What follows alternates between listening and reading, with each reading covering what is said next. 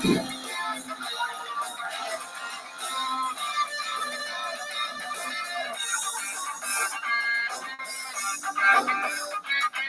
morning, everyone, and welcome to the Mac and Jack Sports Show on our This Week in Sports edition, streaming live on Facebook, YouTube, Twitch, and Zodiac TV, on Mac Sports, and the Northeast Streaming Sports Facebook pages. Please like, follow, and share our Facebook pages, and subscribe to the Northeast Streaming Sports YouTube channel for all the great Northeast Streaming Sports shows. We're also on Instagram, Twitter, and our website is nessp.info for all information on the Mac and Jack Show, all the shows on Northeast Streaming Sports, the guests, bios, stores, and links to those stores. I'm Mac with your co-host, Jack Hirsch, legendary boxing writer and former president of the Boxing Writers Association of America. Together, we're bringing you national sports with special focus on Northeast professional sports from New York, Boston, and Philly. Good morning, Jack. Good morning, Mac. Sunday, end of the week in sports. It's exciting. A lot going on. Yes, sir. And David, glad you could join us. Thanks for stopping in. He's in early with us, Jack. I love that. Listen, it's this week in sports. And of course, we're going to be talking more of the things that recently happened because we got a lot of playoffs going on as they just started in the NBA and they're going on right now in the NHL. We got a little bit of football news. A little bit of side stuff with LeBron and stuff we'll cover with our Sports Scope guest, Robert Butler, who will be in around 8:30, Jack. And then we have our update with the Connecticut Falcons semi-pro football team, see what happened in yesterday's game and who they're playing next week with their coach and their star wide receiver. They call him the Executioner, Jack.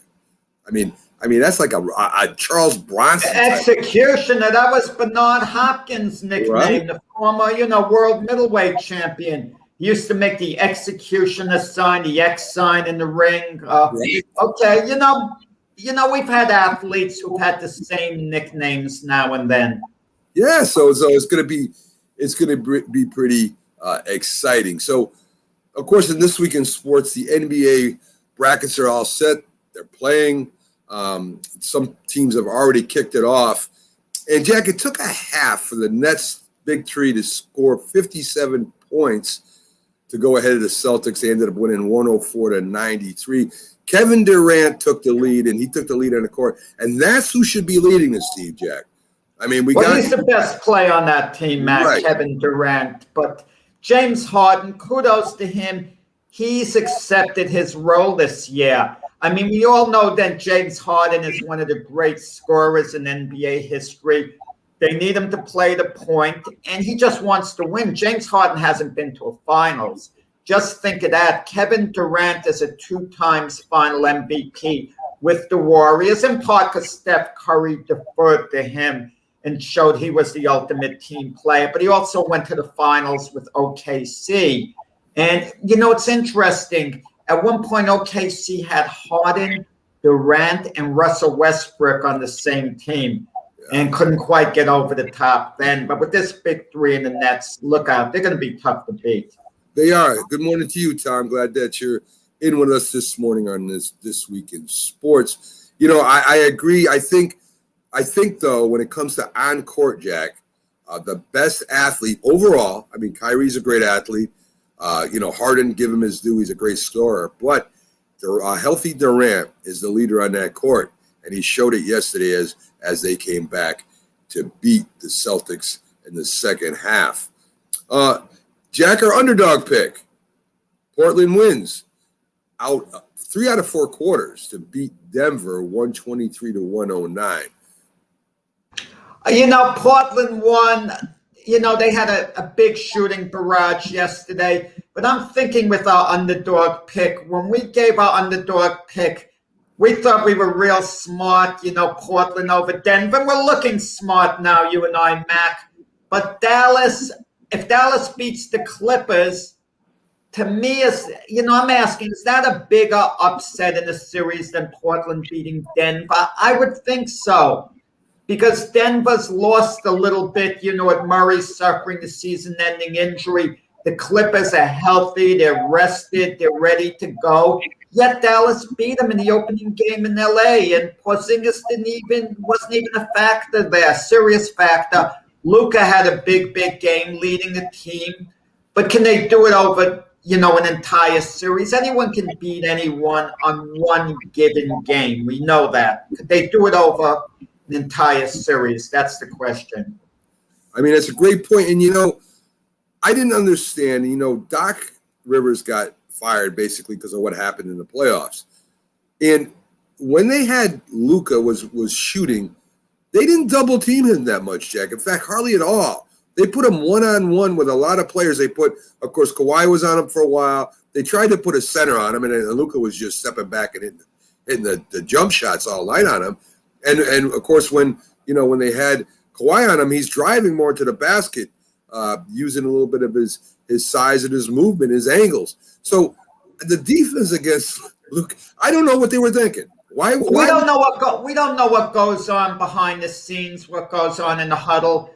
Maybe Kawhi Leonard says, to Tyronn Lue, their coach, I can handle him one-on-one. Let me guard him. So they let him guard him, and he doesn't get it done. You try different combinations in these series. I mean, like we saw in the Last Dance with Michael Jordan, the 10-part series, when they showed when the Bulls played the Seattle Supersonics. Not until the Supersonics were down 3-0 did they put Gary Payton on Michael Jordan. And Gary Payton finally went to the coach, George Karl, and he said, I don't care. I'm guarding Michael Jordan now. Because Michael Jordan was doing as he pleased the first 3 games. So maybe, sometimes you adjust as the series goes along. And I'm sure the Clippers are going to make some type of adjustment. But when a guy is one of the superstar players in the league, how much are you going to keep him in check? It's usually a question of, look, let's contain the other guys. We know he's going to do damage. Let's just minimize the amount of damage he can do. Well, listen, I would at least double team the man. I mean, that's their weapon. That's how he goes. I mean, you got, as you said, the big stork there. I can't pronounce his name right, but he played with the Knicks. You know who I'm talking about. He didn't have a big game because he didn't have Porzingis. Yeah. Porzingis. There you go. I was going to ready say Porzingis something, and I knew I was going to mess up. Porzingis should still be with the Knicks. He wanted out. And what did the Knicks get back? They got back Dennis Smith, and he's the right Pistons now. That's didn't all work gone. out. That's all gone, Jack. But I mean, listen, the other players really didn't have. They just contributed the way they should. And I say if the Clippers loses, they better fire that head coach, because if they don't, I don't know why they fired Doc Rivers. But anyway. Wait, Mac, listen to yourself. Doc Rivers was coach of the Clippers something like 7 years, never took them to the finals. Listen, with all that talent. They had guys like Chris Paul on there before. So don't say you don't know why they moved on from Doc Rivers. And this is Tyronn Lue's first year's Clippers coach. So you'd want him fired, Mac? If they lose this playoff series, just get rid of him? Yes. They signed the guy to a multi-year contract. They'll have to pay him for a few more years. And you just say, get rid of him. Let me tell you something, Jack. If the Clippers don't go to the championship this year, there's going to be a lot of unhappy Clippers, and there's a whole big can of worms about to open up over there. So, I mean, for Wu's sake, for the front office's sake, for the owner's sake, they better win this champion this year, and they're not going to, Jack. So, anyway. Think about poor Paul George. He went to OKC. It didn't work out. He's going to the Clippers. But listen, it's only one game. I personally think the Clippers are going to bounce back and win that series. I don't know, Jack. I think what Dallas took them 6 last year, so we'll see what happens. Miami Heat took the Bucks to overtime and had a chance to tie it again at the end. I don't know what you have. Giannis getting hurt again. I really don't feel good about the Bucks, even with that win, Jack. I really don't feel good about the Bucks going forward against the Heat. The Heat looks like they might be able to beat this team. I'm going to tell you, Jimmy Butler did a lot of good things yesterday on the court, but the one thing he did very poorly was shoot the ball. He shot something like 4 for 20, wasn't good from the foul line, as I recall. Just had a poor shooting game. Yet, the game went into overtime. Chris Middleton really stepped up, for the Bucks. Hit the game-winning shot, was very good besides that. And they eked out a win, and that's a very competitive series. I see that series basically going down to the wire, with the Bucks eventually prevailing.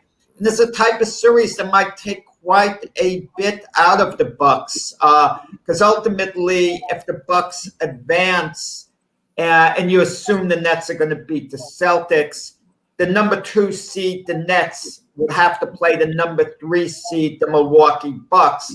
So that's going to be tough going for the Bucks to get to the finals. They'll have to get by the Nets just to get to the finals of the Eastern Conference. Yeah, it's a tough road. It sure is. And they better play a little bit better and hope Butler don't get any better. Giannis had 26 and 18 rebounds. So despite the injury, the 18 rebounds was huge. Today we got the 76ers, Washington, Lakers, Suns, which will be very interesting. Grizzly, Jazz. Let's find out if the Jazz are for real this year or the other teams just didn't really play hard enough. The Knicks at the Hawks, Jack. A lot of people are picking the Knicks, and I think that's an emotional pick. I want them to win. I don't know. I think it's going to be a tough series. I think it would be very disappointing if they don't win. So we'll see what happens today. So in the NHL, they did have 4 4 games. Tampa Bay goes up 3-2. They thrashed the other team 6-2. Toronto bounces back, beats the Canadiens 5-1. The Knights dominate the Wild. I think the Lightning went up 3-1 in the series, if I'm not mistaken. Yes, 3-1. Yeah. 3-1. They won 6-2. Yeah. So the Islanders bounced back. They tied a series with Pittsburgh. You had Wallstrom, Bailey, Eberle, and Pulock with goals.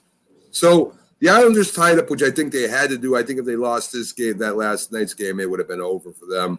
But it looks like, Jack, right now, that Boston and Colorado might wrap up the series today. I mean, listen, when you have that type of lead, Boston up 3-1 on the Washington Capitals, I'm very surprised, the way that series is unfolding. I mean, what's happened to the Capitals? They were so steady, all year round. I know the point totals between them and Boston were close, but the definite impression was that the Capitals did have the better team going into the playoffs. Islanders, Penguins, what a fun series that is. It's just like so much fun to watch. And there's a lot of wide open hockey, which doesn't bode well for the Islanders for their style of play. But let's see whether they tighten things up on defense. They did it last game to a large degree. And, the series, I think, are you done hockey? Or you're going to get with the other scores like Montreal and Toronto? Well, as I said, I already said that Toronto won. All right. That was vital yesterday because Montreal shocked Toronto in the first game. Toronto had lost their captain, John Tavares, when he's basically flattened with an injury in game 1. And that would be a massive upset if the Canadians beat, the Maple Leafs, because the Maple Leafs made some, in-season acquisitions where they feel this is their year. Other teams are looking to take something out of the year. Well, if we don't win the Stanley Cup, some positive things happen to us. And basically for the Maple Leafs, worst case scenario, they have to go to the finals. Otherwise, I don't want to say the year's been a failure, but the year's been a major disappointment. And it's kind of like a now or never mentality with the Maple Leafs. They responded in game 2 by basically routing the Canadians 5-1 yesterday after losing the opening game. Yeah, I mean, listen, if they get knocked out the first round, the whole season was dismal, really, in my opinion. And that's how much Jack listens to me, folks. I give the score, and he says, are you going to mention that? So Jack gets lost in his thoughts, I think. He's very, very ready to say what he's going to say. He scores in rapid-fire fashion, Mac. And I'm waiting. I'm trying to be polite, not to cut in, not to interrupt you, because you're very sensitive if I interrupt you, Mac. And before I know it, if I stay here quiet, you'll be on to the baseball scores. And how can I get back to hockey? And then you'll really get ticked off at me. If you're going over the Major League Baseball scores, and then I'm going back to hockey. Yes. You know, talk about two guys not being on the same page like Mac. I'm like the receiver. You're the quarterback. I tell you where I'm cutting, and you're throwing the ball somewhere, and I'm nowhere in the area, Mac. No, see, you got to remember, if I'm the quarterback, you're not telling me where you're going at all. I'm telling you where you're going, and that's where I throw the ball, and you better be there, Jack. So anyway, as I said, folks, you know, I do go through them quickly. I do. But that's so Jack can get his comments in, but that's okay. So we're trying. So anyway, so as I said, Boston and Colorado both can wrap up the series today. Colorado with a 3-0 lead, Boston with a 3-1 lead. So, Jack, a little bit of NFL here. There's a couple things I want to get to. Of course, the rookie mini camps, as we said this week, have closed up. The vets will be joining them eventually. Of course, a lot of the meetings, because of the agreement signed last year, will be going through virtual meetings, right? They're not going to be on the field or at the place where they're working out of at their site and going through things. To me, this puts the rookies and the people trying to make a team at a huge disadvantage, Jack, right? Because you could talk all you want over a video. We do that all the time, but that really doesn't mean you totally understand and that you can get it. The vets already understand pretty much what's going on. The new guys don't. So I think it's kind of unfair the way they're doing it, because the COVID is done pretty much. The mask rules are coming off. Coaches don't have to wear a mask anymore if they've been vaccinated. And I know all the players and all this stuff are getting vaccinated. And whether you sign that agreement, the agreement should be in good faith, right? If the COVID was continuing for a long time this year, well, yeah, I agree with that. But since stadiums are going to start having fans, everything's going back to normal, I think it was totally wrong in the NFLPA. Mac, what's in good faith? I'm not sure. I'm not sure exactly what the contracts say. We should talk a little more with Byron Williams on this, but there's one player on the Denver Broncos, I can't recall his name, who didn't show up for the voluntary workouts. Now, these voluntary workouts, the teams think of them as mandatory workouts, but contractually they're voluntary. But in the player agreement, from what I understand, it says if a player gets injured working out away from the facility, they don't have to pay him. And that's their way of getting the players to show up to the facility. And one of the Bronco players working out got injured, and the Broncos now was saying they're voiding his contract, which had about $10 million on it, and that player's filing a grievance. And it kind of makes you think, because players, you want them to show up to any voluntary workout in tip-top shape if possible. You want them to keep in shape year-round. And that means certain intense workouts on your own. It could be sprinting, and let's say you pull a hamstring or worse, you get an Achilles tendon injury. And it's very vague, this type thing. I can understand some of these clauses in contracts where you don't allow players to ride motorcycles. Maybe you don't want them to play pickup basketball because you feel that's a hazard. They're cutting back and forth. But look, something's got to be worked out there. I don't believe in this voluntary workout nonsense where the team is basically going to penalize a player, even if it's unofficially, if he doesn't show up. You can't officially penalize him, but especially rookies, Mac, guys who are on the bubble as far as making the team. Yeah, if they don't show up to a voluntary workout, the team is going to hold it against them. Either make it completely voluntary or completely mandatory. I don't like that gray area in between it. I hate it. Well, I don't think there's a gray area there, Jack. Of course, Saquon Barkley, Daniel Jones wouldn't have to come to the voluntary workout. They don't have to. But the other running backs that are competing for spots, of course they're going to come because they want every advantage possible. And you're giving them an option to come and get competitive right away and to learn more. So you can look at it the way, well, they're making them come because of this and that. Well, listen, if you want to place on a team, if you want to make hundreds of thousands of dollars to millions of dollars, playing a game. Why shouldn't it be competitive? Why should you hold it against somebody, a newer guy that has potential, and this veteran who says, well, I'm not coming because I don't have to come? And why are you going to hold it against him? Do you think that guy, the veteran, should have that automatic spot? Why shouldn't he show up for voluntary workouts? I agree with you as people in the bubble. But listen, Jack, the roster spots that come through, there's only so many roster spots in a practice team. And if you're going to tell the younger guys, well, you guys got to come, but they don't, how do you can tell whether they can compete against the veteran players or not? Mac, a lot of the veteran players especially, they know what it takes to get in shape, what they have to do, and they would just be going to impress the coaches a little bit, but it's of no benefit to them individually as far as their preparation goes. But, my thing isn't with the coaches or the players. It's the way the contract is written up. I don't want to hear voluntary workouts. Let everything be mandatory, case closed. They have to report such and such time. And if they're not going to be there because they're an established player, like you mentioned, even though he's a young player like a Saquon Barkley or a Daniel Jones, let the team tell them, this is more for the rookies, guys. You don't have to be here during this time. It's okay with us. Stay behind. We just want so-and-so.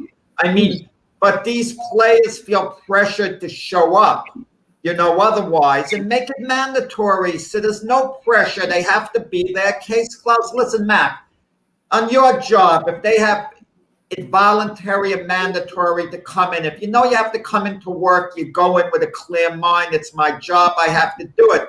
If they're giving you a choice and you're really not in the mood to go in because you have something else to do, but they're going to hold it against you if you don't come in, that creates an anxious situation because you don't feel you really should have to go in. But if it's mandatory and you absolutely have to be there, you have a clear mind, it's cut and dry, and it makes it much easier. I get the point, Jack. I just think it's unfair to the younger guys if they're not going to be competing or going against the pros and the veterans in every way. I know nobody's replacing Daniel Jones. We know that. Not this year anyway. So, that's off the board. But that third string quarterback and that tryout quarterback might have a chance to go up against each other. So I understand what you're saying. So Daniel Jones to you, Mac, is going to be this year's version of Sam Darnold. Darnold had 3 years with the Jets. This is Daniel Jones's third year, and if the Giants don't cut it this year, I could see you, Mac, at the end of in the offseason saying, stick with Daniel Jones. He needs time. We'll see, Jack. This is a big third year for Daniel Jones. But listen, Sam Darnold might make a profit out of you, Mac. He's starting for the Carolina Panthers. If he has a big year, you're going to be looking good.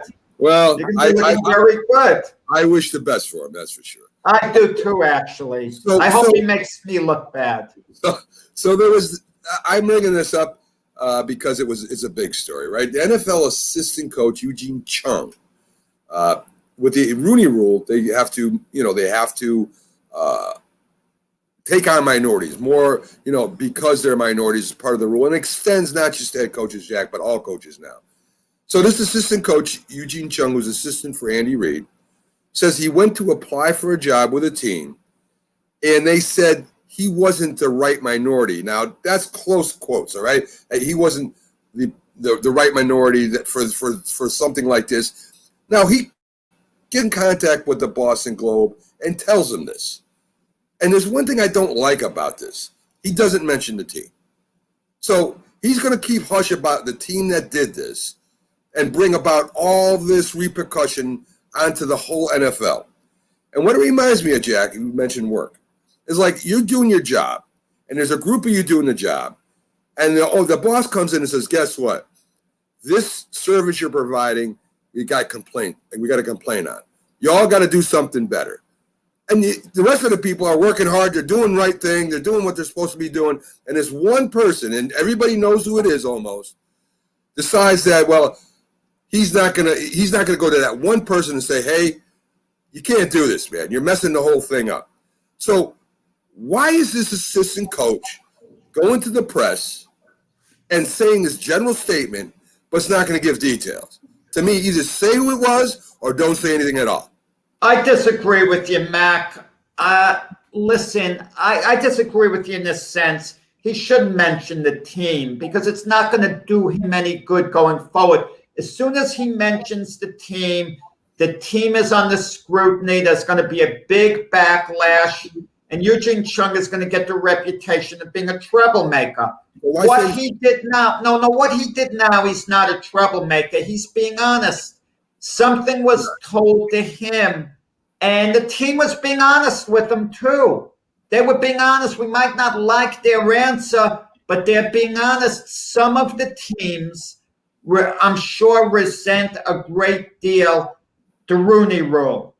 They want to hire whoever they want to hire, and it doesn't mean they're looking to hire anyone of an ethnic group or buy anyone from an ethnic group, but sometimes they have a certain candidate hired regardless of what ethnic group he's in, and that's the guy they want for the job. But because of the Rooney Rule, they have to call in some other individuals for interviews. And they're calling them in for interviews knowing they have no chance of getting the job. Now, do the interviews still have a benefit to the person being interviewed? They might, because if they interview very nicely and they're very impressive, that team could remember down the line, wow, I'm really impressed by them. Maybe we could find another job in the organization for them.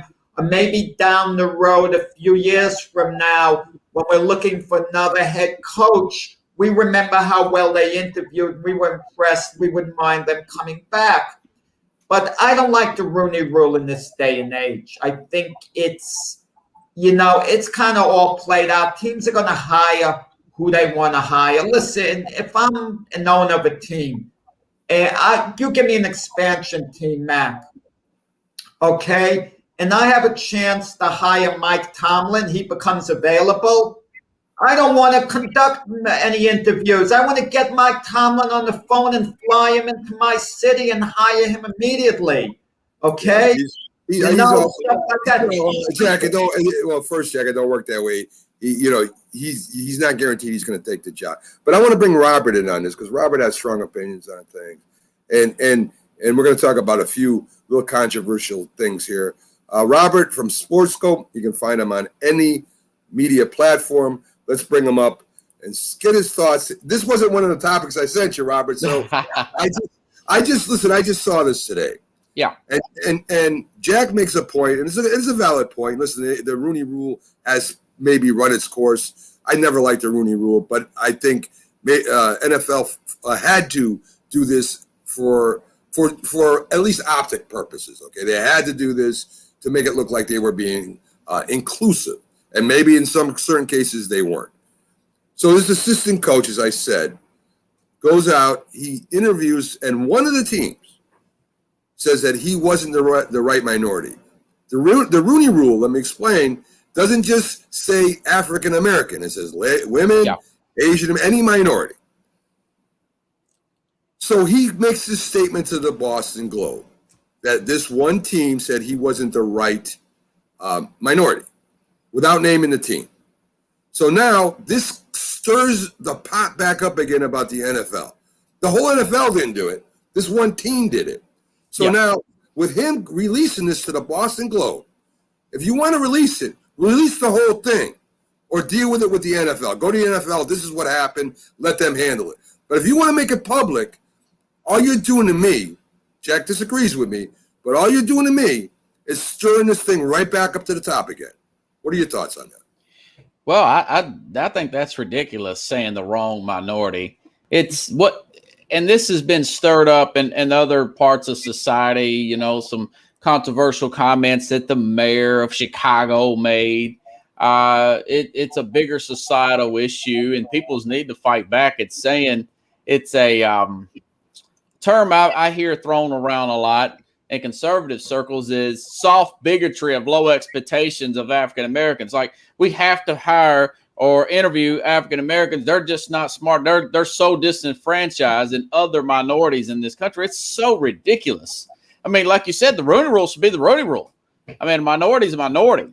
And like you said, also, I think we've outgrown that as a country. We've evolved past that. Hire the best coach for the position.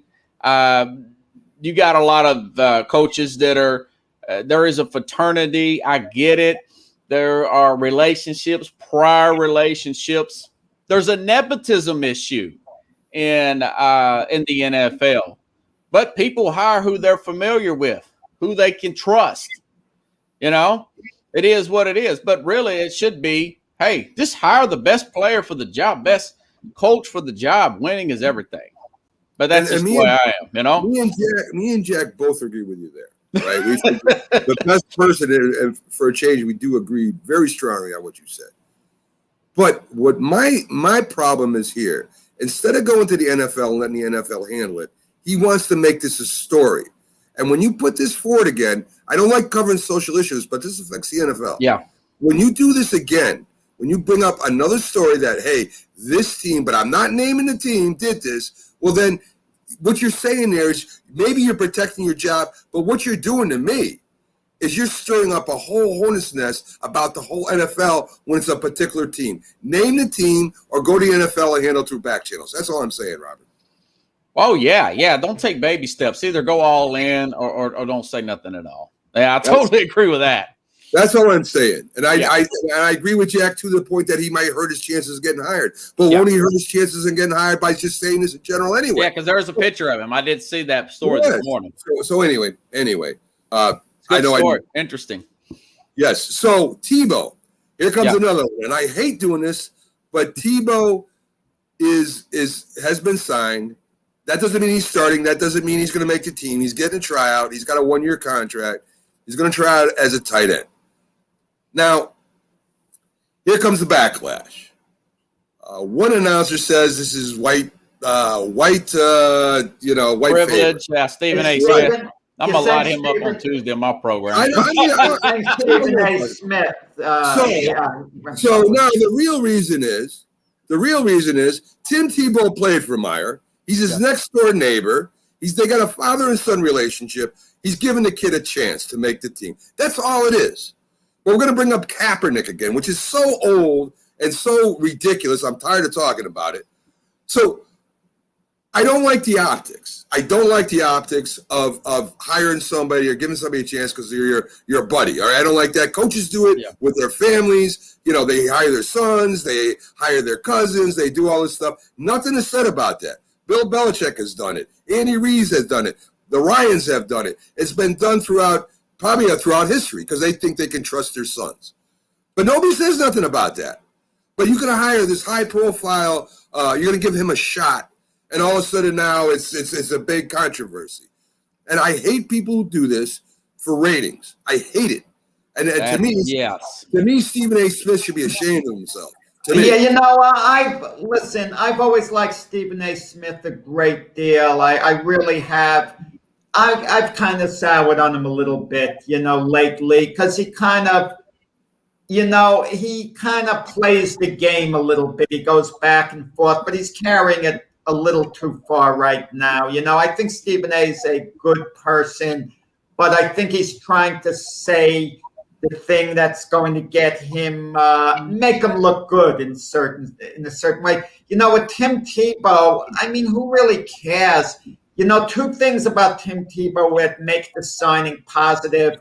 One, his jersey's the highest selling jersey, as ridiculous as that is. That's ridiculous, but the fans want to get it. So good for them. The other thing that no one mentions that's really could be a stroke of genius by Urban Meyer if he's thought of this, that takes some pressure off Trevor Lawrence, because when they go to training camp, normally everyone would be focusing on Trevor Lawrence, the great rookie. Guess what? A lot of that focus is going to be on Tebow, and that's going to take a certain pressure off of Trevor Lawrence. So from that aspect, that's like a good thing. And is Tebow even going to make the team? That's the thing, too. And him and Urban Meyer are incredibly close. And just having Tebow around would relax Urban Meyer and maybe even make him a little better coach, because it's like having your son around. Right. And plus, I mean, total non-guaranteed contract I read. I mean, this guy's going to be about 46 man on the roster. He's probably going to have to play some special teams. Chris Cooley said, of course, they're probably not going to line him up on the line of scrimmage, former tight end from Washington. They're going to use him as an H-back, maybe a little tight end. The guy used to play quarterback. You can use him in quarterback, halfback passes, trick plays like that. Particularly goal line, I'd give him a 60% chance to make the team. But you're right. I mean, guys like Stephen A. Smith does not do his homework. He looks for shock value. He's like a shock jock in the sports world. Very lazy arguments. I've got about 5 or 6 of them I'm going to talk about Tuesday on my program, where he throws stuff against the wall, doesn't do his homework half the time, and he's looking for he's going around saying that was it Steve Nash was white privileged because he didn't have any assistant jobs. And then even other former basketball players said, what about Magic Johnson and the coach for Philadelphia right now? He was never assistant coach or anything like that. But yeah, and plus, Urban Meyer's going to hire who he's familiar with. Luke Farrell, he played for Ohio State tight end. Carlos Hyde played for Ohio State. That's players he's familiar with. He's trying to set a culture standard. And you're right, Jack. It's going to totally take the attention off of Trevor Lawrence. The fans are way more educated. There's some kind of, even Colin Cowherd, idiotic, made a comment, well, what about if Trevor Lawrence has a bad game? People's not going to holler for Tebow. The fans know that Lawrence is a generational talent, They're way more educated than that. Oh, man. Let me tell you, but Tebow could have some value. Now the Jacksonville Jaguars could carry only one backup to Trevor Lawrence because in an absolute emergency, Tebow can play quarterback. I don't mean nearly as good, don't get me wrong, but at least you have a guy who's played in the NFL, can take the snaps, could run an offense in an emergency only. That's what I mean. So that helps you as far as a roster spot goes. Right. They got Gardner Minshew. Now, I will say this. I would be on the ridiculous train if they gave him a Travis Kelce contract for $60 million.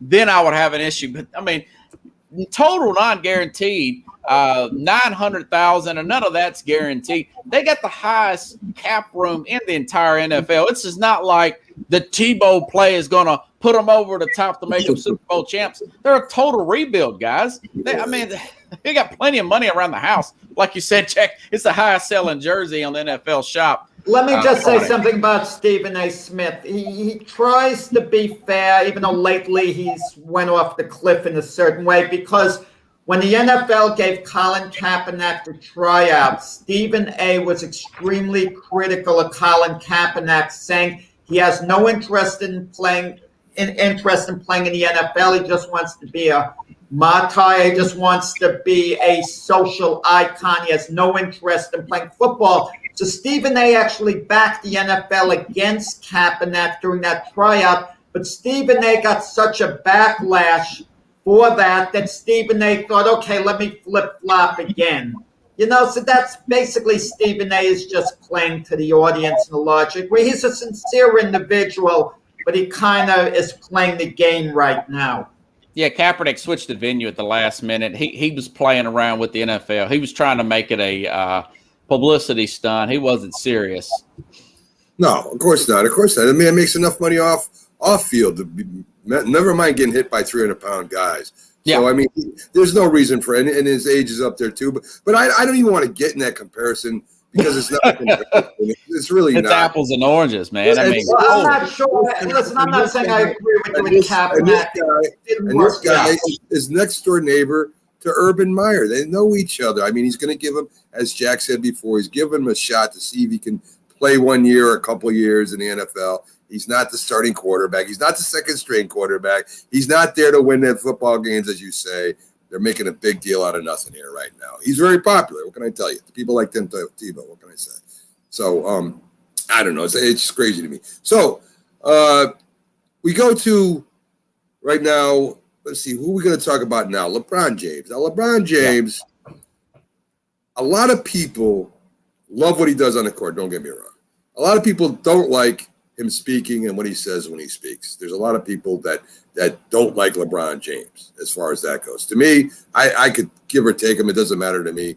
I don't lay awake at night thinking about what LeBron does or doesn't say. I just respect he's a great basketball player. That's all. But he was he broke the NBA protocol, right? He goes over with Drake. They have a big party. They're not wearing masks. He's around a bunch of people. They're not social distancing. He does all that stuff on Monday. And, of course, it ends up going out in the press. The thing goes viral. Of course, they got to put it on all the different platforms. So he's caught. Now, LeBron James comes out and during a press conference, and he really doesn't want to talk about it, right? He says he's for the team. He's all about the team. That's why he took so much time off, because he wanted his team to be ready to play, and he thinks about the team. And then they ask him about this. And he said, well, this is a family situation. They thought he had gotten the shots, which he hasn't done. So here's LeBron James breaking protocol, putting himself and his teammates in danger of getting the virus, and maybe getting kicked out of the playoffs. I mean, they can't wait forever for these guys, right? They got to keep pushing forward. Yeah. And yet he doesn't want to talk about that, but he wants to talk about other things. What do you think about what LeBron said? How he didn't even answer the question. He started talking about his family. I don't know what that keeps talking about. Because the NBA puts up with it. I mean, Adam Silver did not suspend. He fined James Harden earlier this year for breaking the protocol. Now, I understand from researching this story that you do get a few strikes before they make you stay quarantined or suspended or whatever for 14 to 15 days. Now, he did say something about it's no big deal about getting the vaccination. In his defense, I have to be consistent. I can understand not wanting to get the vaccine during the season because of the side effects. I'm not a big vaccine. I mean, I'm a carrier. I'm a medical carrier, and they've already offered us to do it.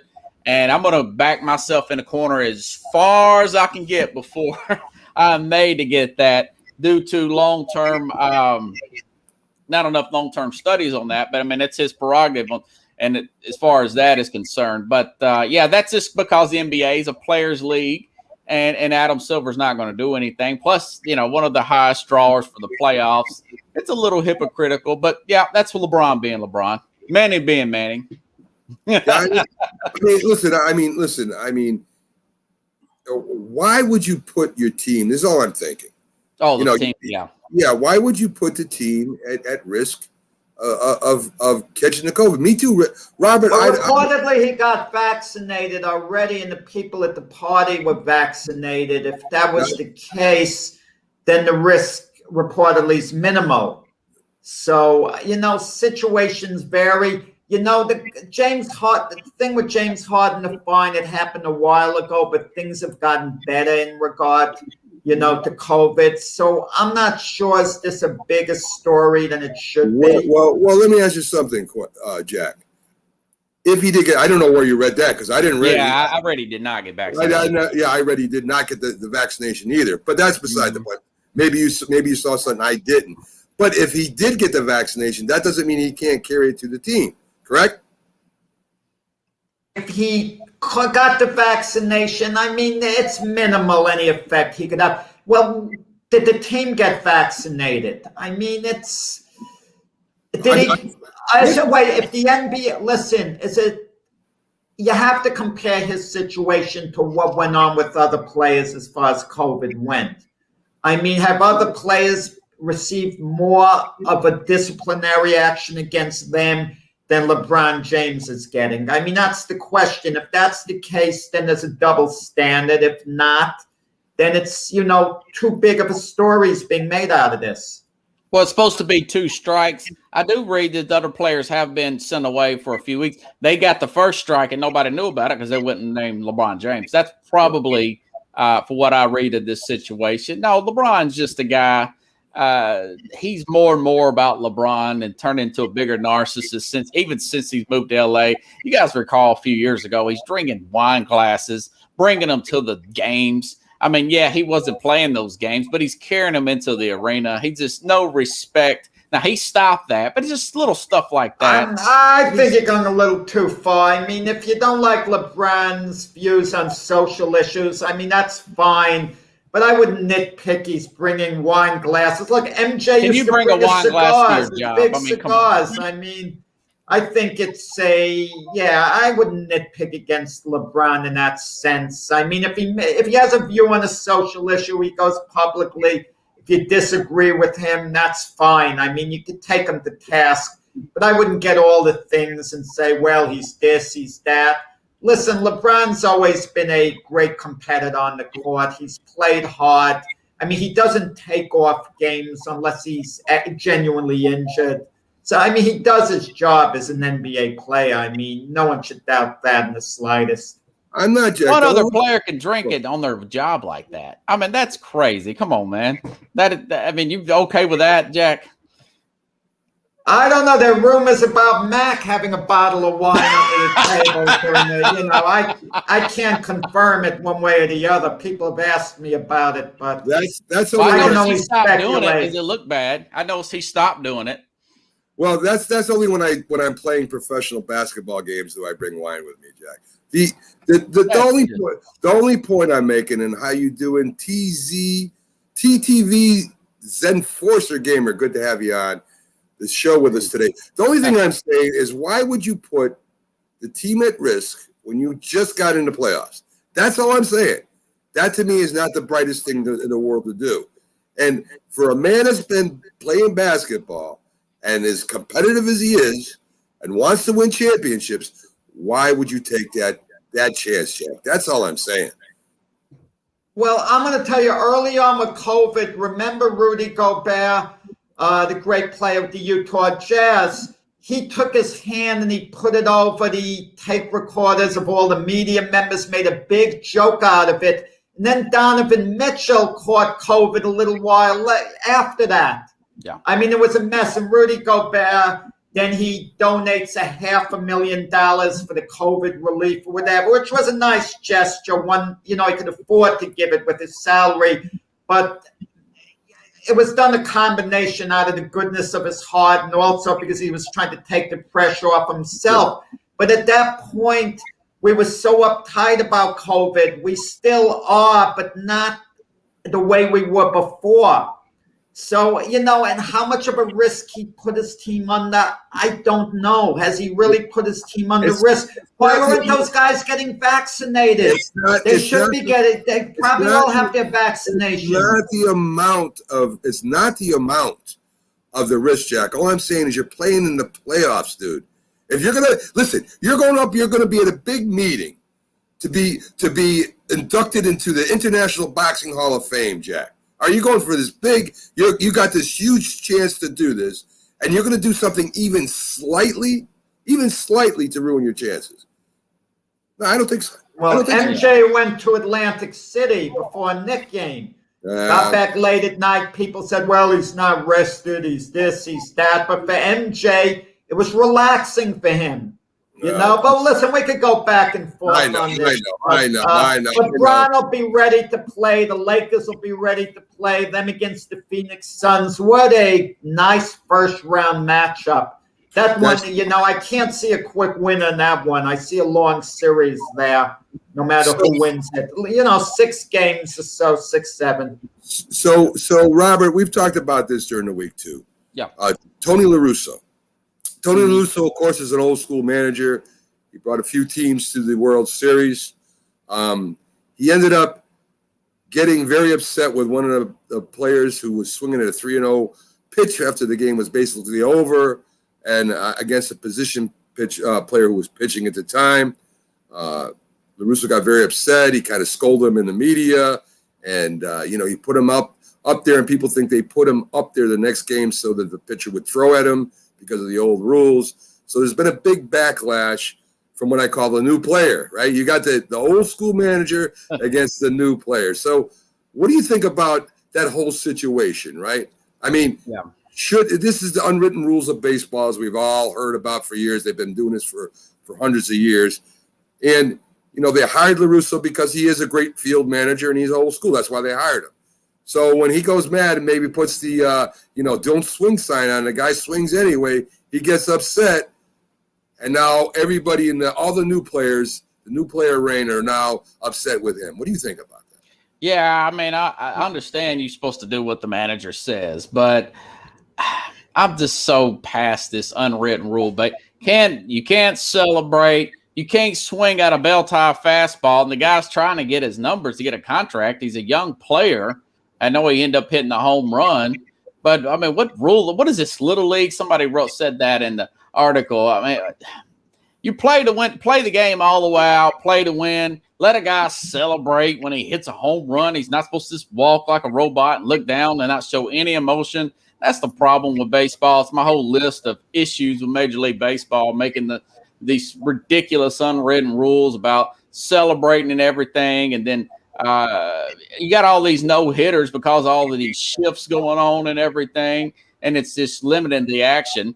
I mean, it's a lot of stuff I would like to do away with baseball, but I mean, the guy's a good manager. They're in first place. Winning is everything. So, well, Rob, let me counter everything you said there. You say baseball was very extremely popular under these old unwritten rules. Not that the celebrations are happening, not that the players are getting bigger, not that the MLB is not paying as much attention to the fans and baseball as they are the players. Well, Major League Baseball kind of has taken a drop in the ratings. How do you explain that? Yeah. Well, it's taken a drop in the ratings because the seasons are too long. There's not enough action going on during. Now, I'll say this. They are slowly evolving. I noticed some of these games are the tempo's starting to pick up more, but the ratings have been going down because there's no sense of urgency in the Pickles does not like La Russa.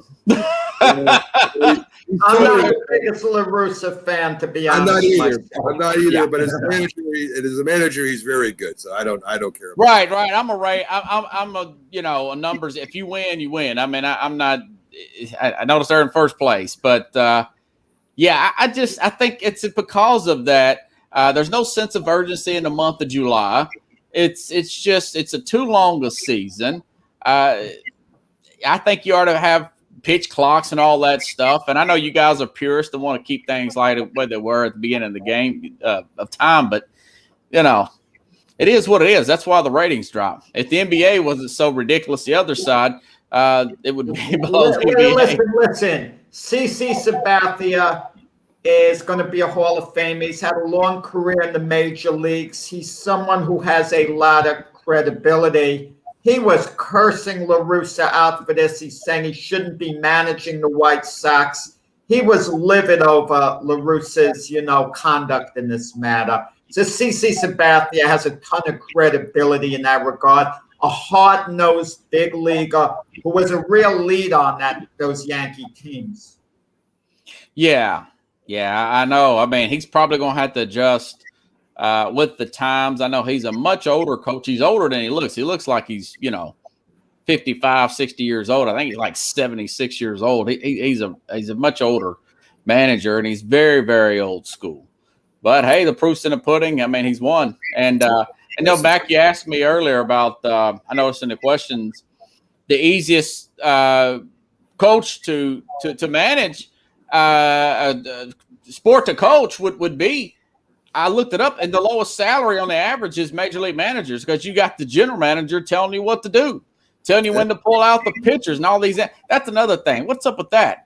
I mean, let the managers manage. Your general manager, once you go out and find La Russa's one of the exceptions, Rob, because he's been around so long. He commands that power. No GM is going to tell La Russa how to manage the team. That's why he was brought in. A few managers still have that power. It's the newer guys who don't have the power. Like a Joe Girardi will have that power in Philadelphia. No one's going to tell him how to manage the team. Aaron Boone won't have that power for the Yankees. Brian Cashman's more or less going to tell him what he wants. It depends on the situation. How iconic that manager is. The managers who've been around a long, long time with a lot of success, they command a certain type of power within the organization. Not many of them, but a few still do. Could you guys manage an NFL general manager saying, well, this pass rusher we got to limit his snaps because he's still in his second year in the league. And I don't care if we're down in the game or not and we need a pass rush. We've got to limit him, and I need you to take him out in the middle of the fourth quarter. That's ridiculous. Are you crazy? But that's the way baseball is. I'm surprised you didn't say NBA because the players are pretty much coaching the team there. So that's pretty easy to coach too. Well, Robert, I want to thank you for coming in as every week you come in, and it's great hearing your analysis of stuff, and you do a great job. So guys, go over to SportsScope. Of course, his Facebook page. He's on Twitter. He's all over the place. So just look up SportsScope. Check it out. You'll find all the sites that Robert's on. Go enjoy his shows. He does a great job. Robert, again, thanks for coming in. All right, guys. Enjoy the playoff games, huh? Yeah. All right, Robert. Thank you. Take it easy. So there you go. Robert, one of my favorite guests. He just says what's on his mind, Jack. He'll talk about anything. So, folks, we're going to have a quick break. On the other side of the break, we have the head coach of the Hartford Falcons. Will be coming in talking about yesterday's game and next week's game. So we'll be right back after these messages. Stick with us, and we'll see you in a couple minutes.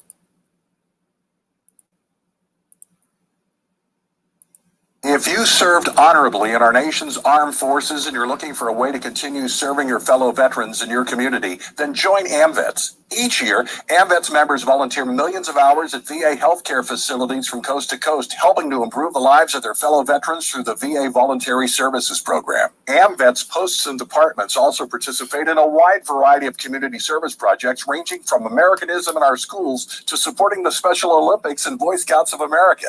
If you no longer wear the uniform today, you can still serve through the AMVETS by joining today at amvets.org. Hi, Grandma. What's for dinner? Hey, honey, I'm making stew tonight. Ooh, can Nina come over? I'm not sure about our new friend. I wonder if there's been any drinking going on. Alcohol at her age can lead to so many bad things. I've been meaning to ask you, what would happen if someone offered you a drink? Grandma? This is hard. She's so young, but I know I need to talk to her about it now before someone tries to give her alcohol. If anyone ever does offer you a drink, I want you to say no. I have too much respect for my family, and I don't want to get in trouble. Okay. Really? I promise, Grandma. I love you too. Okay, how about tasting this stew and telling me what you think? Some children may try alcohol as young as 9 years old. It's not too early to talk about drinking. For tips on how to begin the conversation, visit underagedrinking.samhsa.gov. That's underagedrinking.samhsa.gov. This message brought to you by SAMHSA and this station. When you hear the word asthma, you probably think of shortness of breath, coughing, or inhalers. Lots of things can trigger asthma, but the fact is that asthma doesn't just attack, it can kill. But with proper medical management, asthma is controllable. If you experience shortness of breath, wheezing, tightness in your chest, or persistent nighttime coughing, you may have asthma. See your doctor and get the facts. You'll breathe easier. For more information, call 211-INFO-LINE. A message from the Connecticut Department of Public Health, keeping Connecticut healthy. I mean, you can see right now, without LeBron, Lakers are struggling. Let me tell you about a team I hate, all right? I know the Dallas Cowboy fan is here, so I had to make sure he knew how much I hate this team. I'm ready. I've often said that the people who run baseball, they try very hard to ruin it. I'm from Brooklyn. I don't have a problem saying it to his face. Oh, I'm from Brooklyn. Hey, you guys any...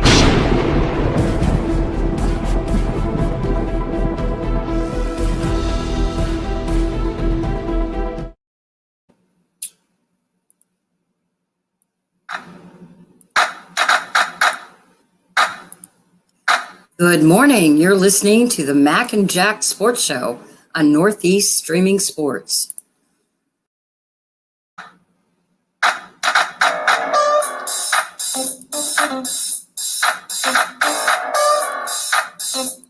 Good morning, everyone, and welcome back to the Mac and Jack Sports Show. We're on live Wednesday through Sunday, 8 to 10 a.m. I'm your host, Mac, with your co-host, the legendary boxing writer himself, Jack Hirsch. And Jack, we just had on one of my favorite guests anyway, Robert Butler, who joins us every week on Sunday. And next, Jack, we got coming up our Falcons update, as we have on the coach, the head coach, and we also right after him, we're going to have coming on their number one wide receiver called the Executioner. That sounds pretty impressive. Just talking about it, just saying the name, he does some damage out there, Jack. So let's give them a little bit of something here as we here we go. They're making you hear them, right? They're coming in. They're coming in, baby. They're coming in loud and strong, and they're ready to come up. And our Connecticut Falcons.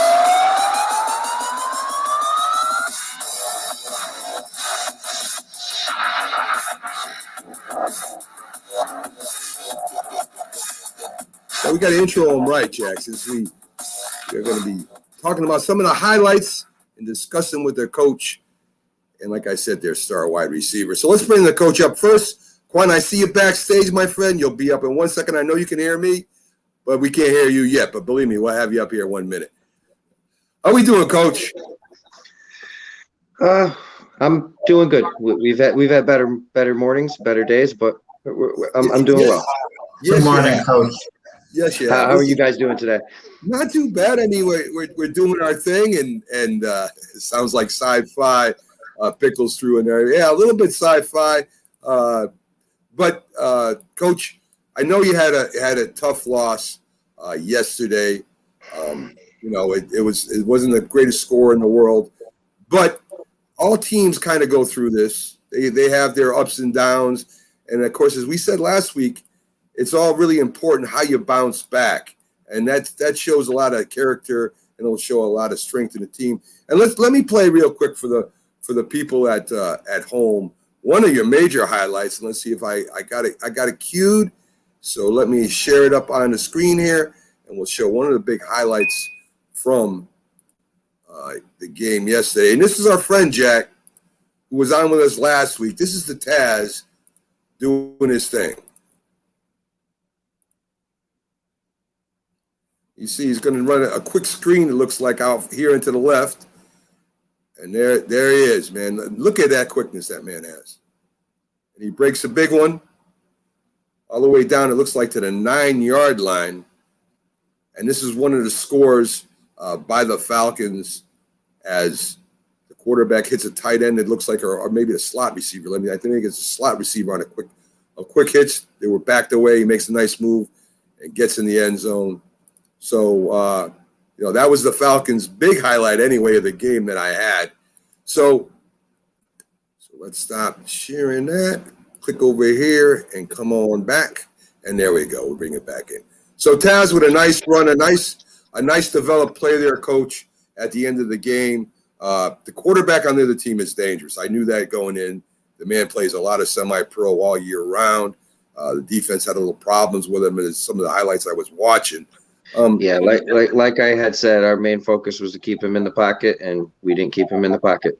Yeah, we did not keep him in the pocket, and that's what it comes down to. I mean, I knew when he got out of the pocket, it was going to be trouble. We just needed to keep him in the pocket, and we struggled keeping him in the pocket. And you know something, Coach, when you do things like that, when you kind of adjust what you do for a player, it kind of hurts you a little bit too, even though you try to come in there with a kind of a philosophy, right?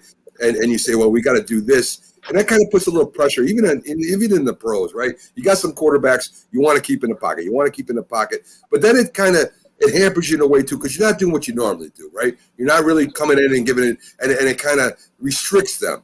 So the philosophy sounds great, right, in a lot of circumstances, but it also kind of limits you. So maybe, I don't know if you guys play each other again this year. I don't think you will. But, maybe next time it's like, the heck with it, Coach, man. Just go get him. You know what I mean? Let him make the plays, and let's see if he can do it. And it's hard when you're trying to key off one major player. As I saw, the guy is really, really good. He is really good. Yeah, he ran the ball a lot, kept the play alive a lot, got the ball down the field. He was all over the place, so we just couldn't get him down. We were there, is what it is. They beat us. We got to move on. We got to go to the next game. Offensively, we ran the ball very well. We had a little trouble in the pass game. And, when you start getting down, you got to be able to throw the ball and complete easy throws. Right. And it seemed turnovers really killed us. We seemed to constantly be giving up the ball inside the red zone. And that's, that takes points right off the board. So, there's things we can correct, and there's things we're going to correct this week and make our adjustments. And we got a big game next week in Brooklyn, and we're going to go play the Bengals. And, they're 5-1 now. I mean, they're no joke, and we got to go down there and we got to play tough. We got to bring our A game with us. Coach, after the loss, do you speak to the team immediately after, or do you just let it go because they're so upset, absorbed in thought? When you first speak to a team after a game like that? After a game like yesterday, I tell them all at the end of that night, get home safe. That's the main concern. Ice up, get yourself, get yourself feeling decent. And then typically in the morning, which I did this morning, I send out a message in our group. We have a group message that we're all in. It's basically how we all stay in touch, because we all have, jobs at all different times, stuff like that. We don't have, it's not like a college program where, all the guys are right there. So we use technology to our advantage, and we have group messengers and everything. So I sent out a group message, basically addressing the things I felt. And, I leave the floor open for the day today. I preach one day to reflect and to analyze. So today the floor is open, and we will all discuss what we saw, what we think, and we make our adjustments. And to me, we're always moving forward, but we do need one day to reflect and to look at everything. But after a tough loss like that, I like to let the guys get home safe, get a good night's sleep. We play a night game, let the guys get a good night's sleep, and then we'll talk tomorrow. I don't want, you don't want to, guys are emotional. We just got beat. How much are they absorbing? Let's get into it tomorrow. Get a good night rest. You're out there fighting. So, I mean, I will give that. There's guys out there fighting all the way to the end, and to me, that's what's most important to me, because I feel like we're never out of a game. So as long as the guys are fighting, we're good to go. Coach. Coach. When I coach, and I took one philosophy with me, with Vince Lombardi once said. And he said he never yelled at them after a loss. All right. He yelled at them after a win, believe it or not, because you're hyped up and you want the players to stay too big. You want to keep them level. And when they're that low, you don't want to make them any lower, right? You want to kind of build them back up. So he was more understanding, believe it or not, after the loss than he was a win. The win, they would say, why are you yelling at us? And he's like, because you guys aren't that good yet. He always tried to keep them even better. So you always want to keep that even keel no matter what. And you're always coaching is all about teaching. It's not just winning. The right teaching, if they learn what you teach, you're going to win. It's going to happen. But if you're not teaching, if you're just criticizing or you're just a cheerleader, you're not teaching them nothing, and it really does no good. So, I mean, you got to use it as learning experience and push on. As you said, mistakes are what kill you in any game. Bill Parcells said there's like 5 plays during a game that decides whether you win or lose. And if you win them 5 plays, you normally win the game. So yeah, absolutely. And I'm huge on that. I'm huge on that. So you have a kick return that goes all the way, right? You have a holding call on a pick six that gets called back on our end. Interception in the red zone, a fumble on a 40-yard drive, and basically a broken play where we let a quarterback go 65 yards after he scrambled 3 or 4 times. Those 5 plays right there changed the entire game. That game's a completely different game. Exactly. So it's 100% true. 4 to 5 plays can change the game, and that's the thing. We got to stay awake. We got to stay disciplined every play. And the kickoff return, he took it up the left-hand side, cut back to the right, and the contained man wasn't there, and he hit the sideline. It was gone. Coach, the holding call on the pick six, I think that had to be the worst of all. I mean, players tend to break off big plays. Things happen during the course of a game, but a holding call, because pick sixes are so rare that to let one get away. If you hear the fullest of it, it'll hit you even harder. So the ref who was standing right on top of the call says, I'm not going to call it because they were both hand fighting. They both were grabbing each other. They both fell down. The ref from the other side threw the flag. He said once he threw it, I mean, technically he was holding. But the ref who was right on the ball said I was going to let him play. There was nothing wrong. It was a hand fight, so couldn't that ref have that would hit to the soul, because when the defense takes back, the defense is having a game, they're struggling, and they take back a 40-yard ball to the house, to have that called back on, a call that is one way or the other. But didn't the ref have the authority, who was closest to the play, to tell the other official that, to wave it off just because they throw a flag? No, it goes to the white hat, and once the white hat makes his call, he makes his call. And once the umpire says it, it's over, man. That's the rule, and he's the only one that can overturn it. So I mean, we did have a real bad call go, and we explained what we had happened earlier on. There was a fumble, an inadvertent whistle. We all heard it. We stopped. The Ducks picked up the ball, went 85 yards for a touchdown, and they were calling the touchdown. And I had to physically walk out on the field and find out what was going on. I said, I heard a whistle. They got back together. The ref who blew the whistle admitted it. They brought the ball back. So it was they did fix their mistakes. The ref crew, I mean, you can't put a game on a ref crew, but at the end of the day, I mean, I thought that was kind of a bad call. But. So, Coach, for the next game, the next team, before we bring up Jaquan, for the next game with the Bengals, are they just as good as the team you played? Is it the quarterback? Is it their running game? Is it their defense? Their defense. Their defense. They are a solid defensive program. Solid. So you're going to be looking for the Taz and the next guy we're bringing up here, the executioner, to have big games, right? To kind of silence that defense. Absolutely. This week, Jaquan was not able to play by recommendation from medical staff. He had a bruised sternum, and we gave him the week off to heal. We're going to make the playoffs. We don't need our top players getting hurt. So. I gave him a week off. This week's a huge bounce back week for him. And I have no doubt in my mind he's going to live up to his name, and he's going to get out there and do what he does. Okay, so let's bring up the executioner himself. How you doing, Jaquan? How you doing today? I know you got to be bummed out after the loss. Not playing has to hurt twice as much. But how you doing today, my friend? I'm doing good. After hearing that loss last night, it really hit me real hard that I didn't play because I had to play quarterback during the Eagles game due to both our quarterbacks not showing up. But it was very hard to listen to that game. I had everybody texting me like, "Hey, where you at? Why you not playing?" I was like, "Hey, man, I'm injured." For me, but it was just very hard to watch this game and just be sitting out.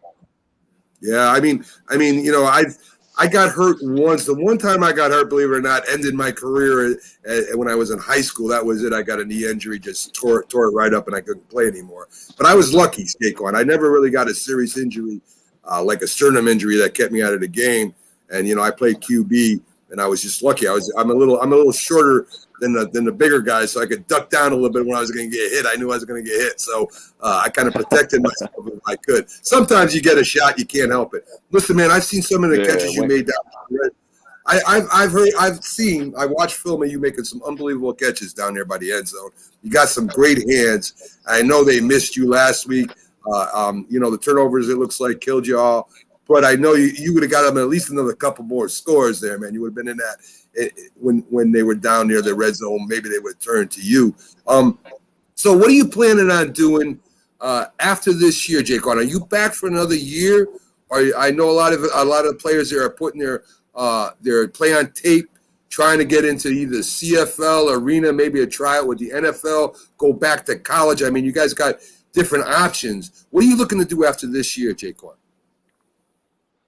So many of you may not know, I'm one of the youngest players on the team, besides my guy Tyson Hall. He's only, I think he's only 18, and I think he's about to graduate. But I've been looking at a couple things. I've been looking at JUCO football for for Connecticut Wildcats. I've been looking at JUCO football for, if you guys may know, Last Chance U, Independence College in Kansas.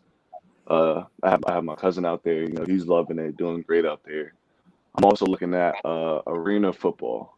I recently seen arena football. I got in contact with one of the receivers. His name is Joe from Massachusetts Pirates. I've been looking at that. You know, I was like, hey, that's cool. I seen one in the film. I seen game, but it's just really, you know, I'm really undecided right now because like it's, you know, during this whole pandemic, and you know, I don't want anything to like shut down this whole season, and like, you know, basically just, you know, have the season go down the waste and just waste all my, you know, my talent. So it's just like, you know, I have a lot of resources right now as far as school wise and everything and playing football, but as far as my education wise, I'm really trying to be an education major, as trying to be a gym teacher. So I'm really looking at that mostly, you know, what schools or what programs I have that are really great in education and where I could like strive off of that.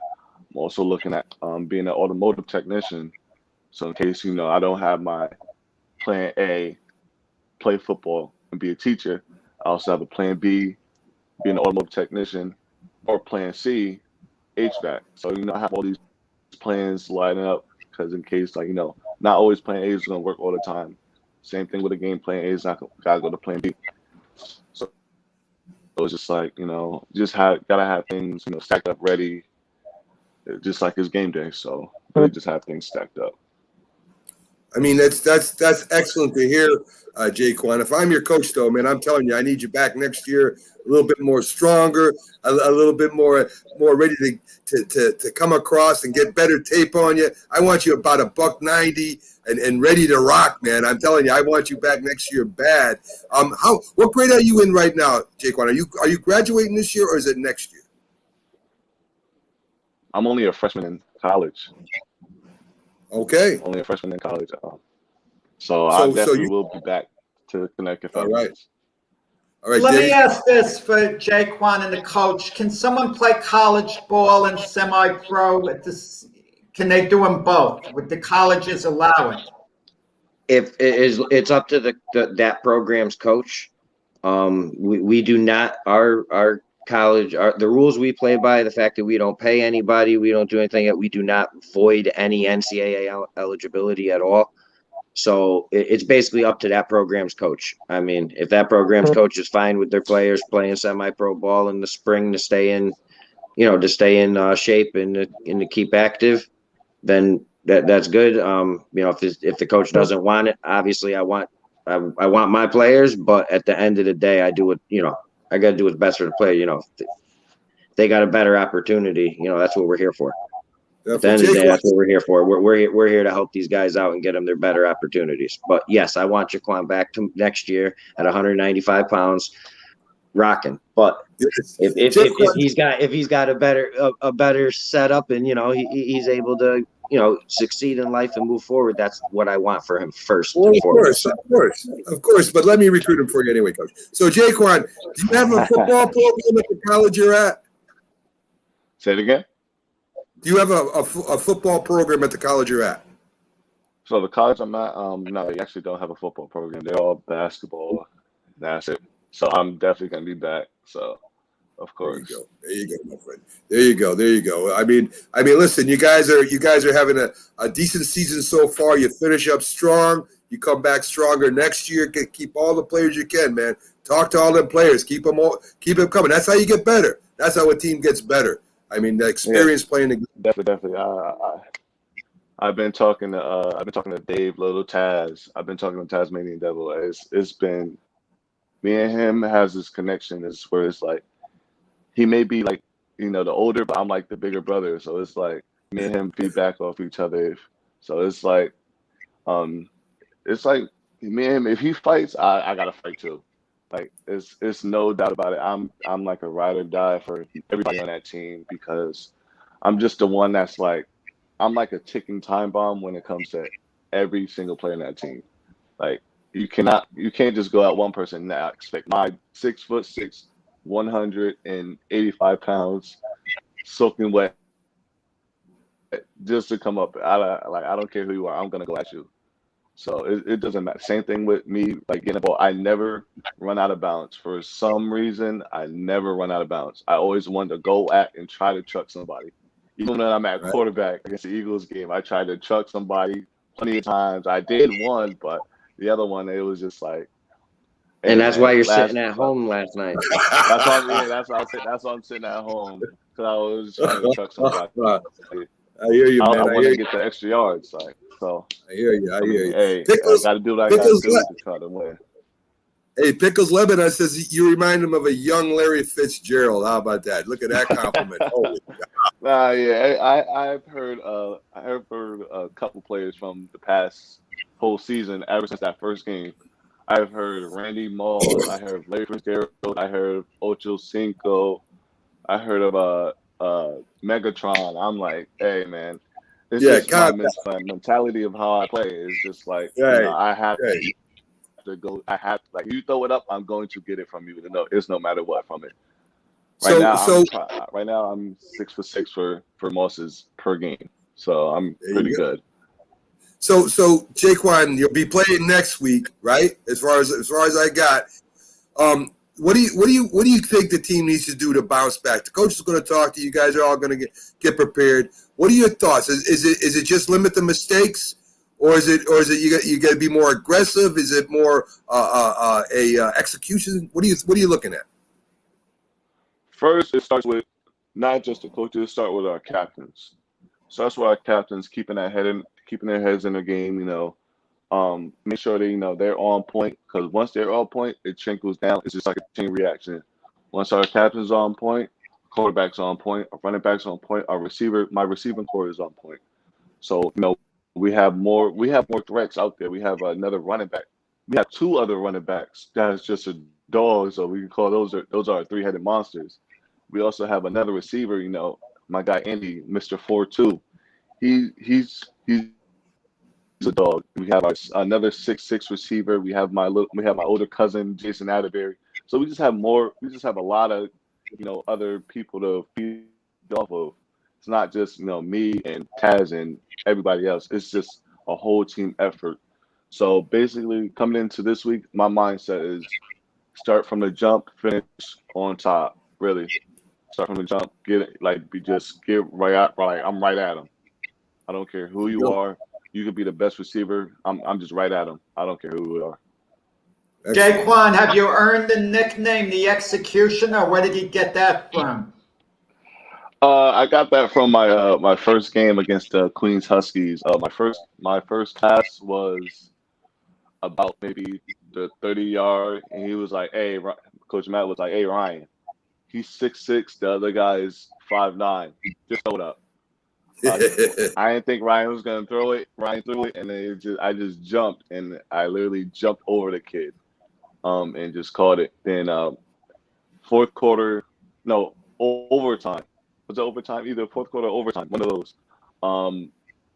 Fourth down, ball on the 20 on the right hash. He was like, Fourth quarter, yeah. Win or go home. Coach Matt was like, "Hey, Ryan, you did it once. He could do it again." He was like, I got you. Ryan said, "Ready, set, go." I said, "Hey, one move on the inside, break on the outside." Ryan threw it up, and I was like, "I'm not going to catch this ball. I'm too nervous. I'm not going to catch it." But I'm like, "Hey, I'm going to catch it now." So I just jumped, caught it, game over. And that's how you win the game. That's how I got the name. All right, my friends. I Coach, thank you for coming on. Jaquan, really privileged meeting you. You're a good young man. Keep up the good work, man. And keep your head on straight. That's the biggest thing. We appreciate both of you coming on. You have a great day. Good luck next Sunday. You're playing, right? Up in where's it, Queens? Am I saying right?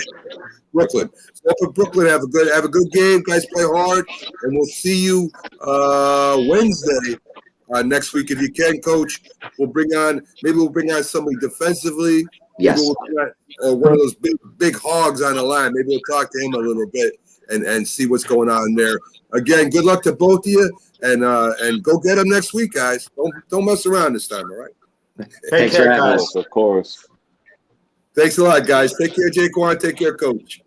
Thank you. So there you go, Jack. Our Falcons update. I love talking to the young guy. That dude seemed to have his head on straight, man.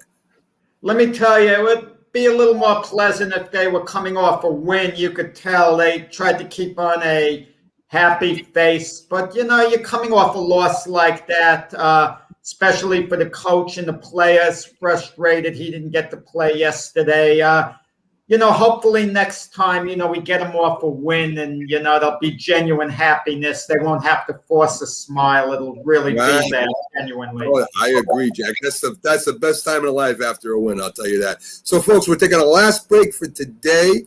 We'll be right back on the side. And me and Jack are going to take apart or build up the New England Patriots. You'll see in a minute. So stick with us. We're going to bring it back what we think the New England Patriots are going to do this year based off last year, their free agency, their rookie class they got in the draft. And, hey, they only have the greatest coach in NFL history. So we'll be right back after this. Hi, Grandma. What's for dinner? Hey, honey, I'm making stew tonight. Ooh, can Nina come over? I'm not sure about our new friend. I wonder if there's been any drinking going on. Alcohol at her age can lead to so many bad things. I've been meaning to ask you, what would happen if someone offered you a drink? Grandma? This is hard. She's so young, but I know I need to talk to her about it now before someone tries to give her alcohol. If anyone ever does offer you a drink, I want you to say no. I have too much respect for my family, and I don't want to get in trouble. Okay. Really? I promise, Grandma. I love you too. Okay, how about tasting this stew and telling me what you think?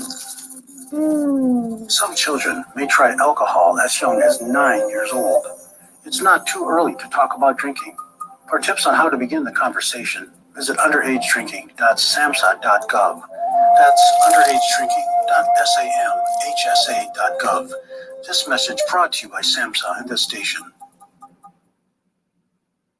If you served honorably in our nation's armed forces and you're looking for a way to continue serving your fellow veterans in your community, then join AMVETS. Each year, AMVETS members volunteer millions of hours at VA healthcare facilities from coast to coast, helping to improve the lives of their fellow veterans through the VA Voluntary Services Program. AMVETS posts and departments also participate in a wide variety of community service projects ranging from Americanism in our schools to supporting the Special Olympics and Boy Scouts of America.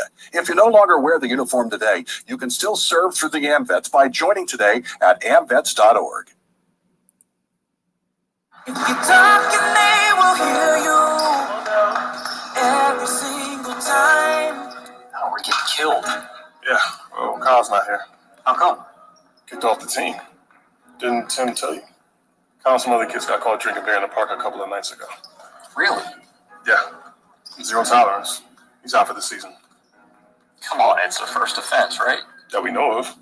But why should that matter? He knew not to drink. I made it clear to Matt, that's what we expect from him. What have you said to Tim?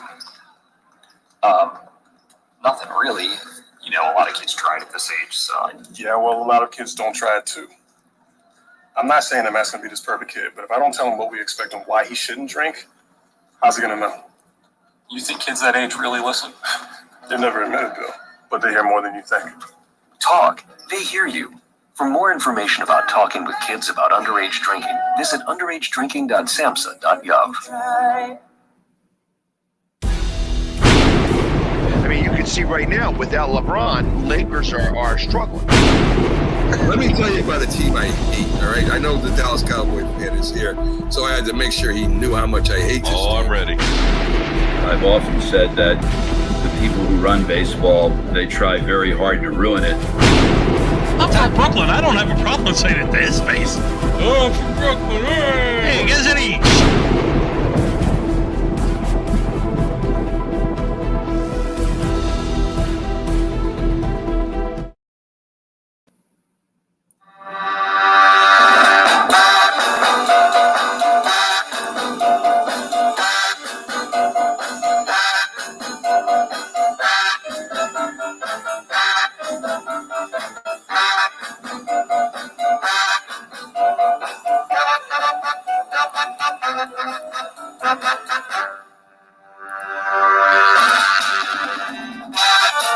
Good morning, everyone, and welcome back to the Mac and Jack Sports Show. We are live Wednesday through Sunday, 8 to 10 a.m. I'm your host, Mac, and your co-host, Jack Hirsch, as we end up our final segment for the week, Jack. We'll be back on, folks, Wednesday with the Philly sports guy who does his weekly visit with us, talking about all the Philly sports and sports in general. And as you saw, we will have the coach back around the 9 o'clock hour. We'll talk about whether they won or lost, Jack. Hopefully, as you said, they do win the game. It's a lot more fun doing an interview when they win, for sure. But we're going to push on, folks. As I told you, this segment we're going to delegate right to the Patriots as we go through the teams, the locals anyway. The 5 teams we cover, the Bills we've already done. The Patriots, the Jets will be next week, and then the Eagles and the Giants. We'll try to predict what their records will be based off all the information we have, which, we really won't know till the games start, but we're going to do our best to try and see where they would end up as we go through the games and the information we have. So last year, Jack, the Patriots finished 7-9, and to me that was an accomplishment in itself after losing arguably the greatest quarterback of all time. 9 of the defensive players opted out. A few starters, good starters, opted out because of the COVID situation. They had injuries to their main receiver that they had, and of course they moved on to a quarterback who was let go by the Carolina Panthers because of the injuries he's had, both to his legs and his throwing shoulder. And you would think that, because of that, they would be at extreme disadvantage. I was thinking they might only have 4 wins in that year last year because of the amount of. Mac, you were a 7-9. It wasn't an accomplishment. The Patriots won their first 2 games of the year last year. They nearly won the 3rd game. They nearly went 3-0. Cam Newton got stopped on the goal line against the Seattle Seahawks. Right. Otherwise, they would have been off to a 3-0 start. But after winning their first 2, they went 5-9 the rest of the way. So it wasn't an accomplishment. It was a down season for the Patriots. So be it. But there was nothing out of last year that the Patriots could have truly taken as being positive. And I know you're thinking, well, they could have been worse, but there was nothing positive about last year. I totally disagree with you. And when you lose your 9 players off defense, and that's what the Patriots are known for, and you lose one of the greatest quarterbacks who's been there for, 20 years almost? And they've won title after title after gone to 9 Super Bowls. And you think not having weapons, losing the number 1 quarterback maybe ever, and having all those defenders out there. I don't care what they started out as. 7-9, I think, was an extreme accomplishment for the New England Patriots. So we strongly disagree on that.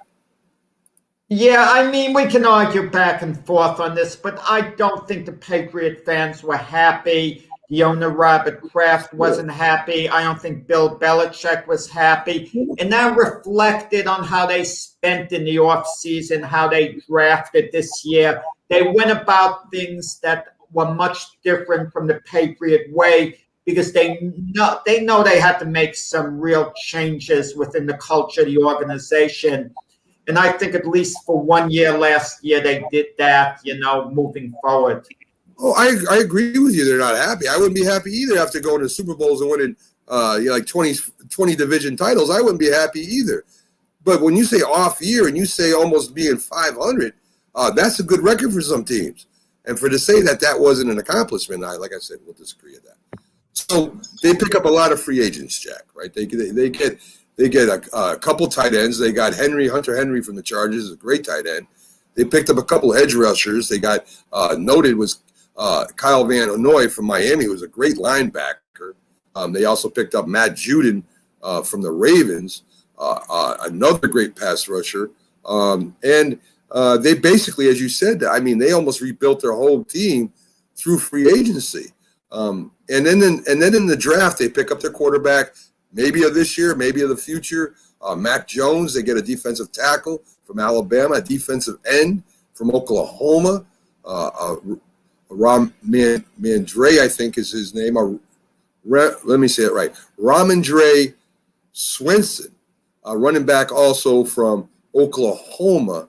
And then they got a linebacker, safety, offensive lineman, and wide receivers. It's funny, Mac. The first 2 draft picks were from Alabama and the next 2 from Oklahoma.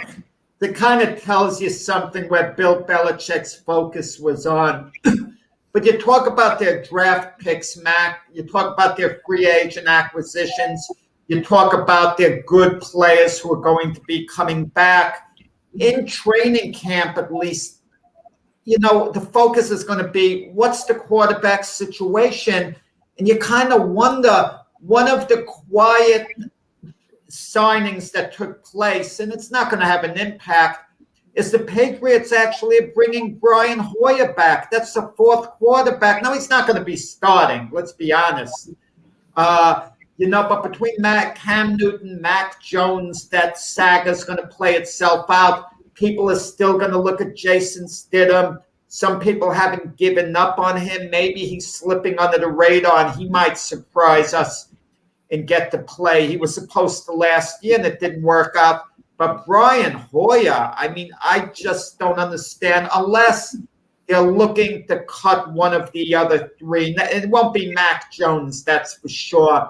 And they figure Brian Hoyer at least has experience. He could come in an emergency. Yeah, there's a lot of coaches, Jack, that hold on to certain quarterbacks. I know they did it for Daniel Jones the first year. I'm trying to remember the guy's name. He was a backup for Eli Manning, and he was a 3rd stringer. But not Colt McCoy. No, it was a guy they helped. You know what it might be? Brian Hoyer's been in the league a lot of years. Maybe Bill Belichick sees coaching potential in him, that he's going to retire soon. He might think, I need a quarterback coach. He'd be a really good quarterback coach. You never know what they're thinking, because look at all these coaches who are former players. And sometimes you get a great coach like Bill Belichick. He sees coaching potential in someone else, and he likes their personality, and he wants them to be on board. So maybe that's the case, here with that. Definitely could be, Jack. You definitely could be right on that. So this year, Jack, with having Hightower back and those free agents they picked up and the draft, I don't know how many will start, or you would think the top 4 would have a shot at starting at least, or be competition to start. I think that they're going to have a real good year this year, Jack. I don't know. I don't think they'll beat the Bills out, but I think that they'll be up there and they'll be battling them. And what we're going to do is we're going to take team by team, Jack, and see what you think and I think are the possible wins, and the wins that I just don't think are going to happen. Right. I just want to say one thing about another draft. Are you going to go down the draft list? I just did the top 4. Right. Christian Barmore, their number 2 overall pick in the draft, they took in the 2nd round. The Patriots actually gave up 2 4th-round draft picks to move up in the draft with the Bengals to take Barmore, who played big for Alabama in the national championship game against Ohio State. And they look for him to really bolster the pass rush. And of all their draft picks, Mac Jones might be a work in progress. Maybe he plays this year, probably does, but it's not a certainty. But Barmore, they're really counting on, this year to make an immediate impact. Yeah. Barmore, he's not an edge rusher, but he gets a lot of movement up front. He's a big guy, and he does have quickness, which will help the Patriots getting that rush up the middle and maybe helping them on the run too, which the Patriots, like I said, normally always have a top defense in the league. So it should be interesting to see how they use the 2 edge rushers they got in free agency, the one they got in the draft, and Barmore in that, and see how they, with Perkins. I think it's going to be. I think they're going to have a stout defense again this year. The biggest question, as you said, was quarterback. That's going to be their biggest question. They did pick up a couple of offensive linemen too, one from Kansas City. So they have pretty much done a quick rebuild through free agency and the draft. So they start off, Jack. They start off against the Miami Dolphins, right? And to me, a lot of people are thinking Miami is going to take a big step, and I'm not so sure. I mean, they got a great defense. They got a quarterback they're hoping that emerges to be a franchise quarterback. We shall see about that. And they try to improve the weapons around him through the draft and free agency also. They're in New England that first game. And I think the way the Patriots started off fast last year and how organized the Patriots are, not taking nothing away from Miami, which is a very solid team, I think the Patriots have beat them at least once, and I think they beat them at home in the first game. You would think so. I mean, if Tua struggles for Miami, they're going to have some problems. It doesn't mean they're not going to have a winning record, but they're going to have some problems. I mean, they're counting on Tua to be the type of quarterback the Dolphins, who they think they have, and they got him the weapons around them. New England has a stout defense. You can't deny it. I mean, they have a good defense, and they've invested in the defense, this offseason. And, they've been bringing back players like Stephen Gilmore, who had 1 foot out the door, who you swore was going to be gone last year, an all-pro caliber quarterback. Some people might think he's a little long in the tooth now, but he might not be. And it's Devin McCourtney at safety. They have the pieces, the Patriots. I mean, they kind of tightened things up with the team. And, how far are they away from getting back to their elite status? It used to be a gimme where the Patriots would be at least 11-5 on the season. Now there's a 17-game schedule. And we just don't know with the Patriots. I mean, this is their most intriguing season in 2 decades because it's the first time that the Patriots have question marks over them. Every year we knew the Patriots are going to be in the playoffs. It was a gimme. It was practically automatic for that franchise. And now we just don't know what we have with New England. They might be the New England Patriots of old, maybe just having an off year. This might be the start of a rebuild. We just don't know. Right. So I'm going to give them a win in the first game, Jack. I think they'll beat the Dolphins at home the first game, and then they go to the New York Jets. The New York Jets are going to be more competitive this year. There's no doubt about it. But I don't think that they're that good yet that they'll beat the Patriots. They didn't beat them last year. They almost had them last game. But I think with the Pats, with their improvement, they win that game pretty easily. Well, you gave them the first game. Does that mean I had to give them the first game against Miami? No, you don't have to. I didn't hear you say But I do agree with you. Odds are they'll split the 2 games with Miami. Odds are during the course of the year. And you would think the Patriots would take care of business against the Jets in both games. I mean, I know you're going to get to the game late in the year and say, well, the Jets may have improved, because the Jets are probably going to win a few games this year. So it has to be against someone. So it's hard to pick exactly. Could they upset New England for a given game? Yeah, of course they can, of course. But you'd have to think if New England is going to be a contender this year, they'll take care of business against the Jets. So you're 2-0 with me right now, Jack. Yeah, I'll give them. I'm going to go with Miami to win in New England the first game. All right, so Jack gives him a loss there, but he's gonna give him probably a split. So they go against New Orleans at home. New Orleans, of course, has lost Drew Brees. They're still coached by a very good coach, but I got New England jumping off to 3-0. Jack, I think they beat the New Orleans Saints. I'll go with New England. I think the Saints' window is basically closed. I know they beat Tampa Bay twice during the regular season before losing to them in the playoffs. I know there's still talent on the same team.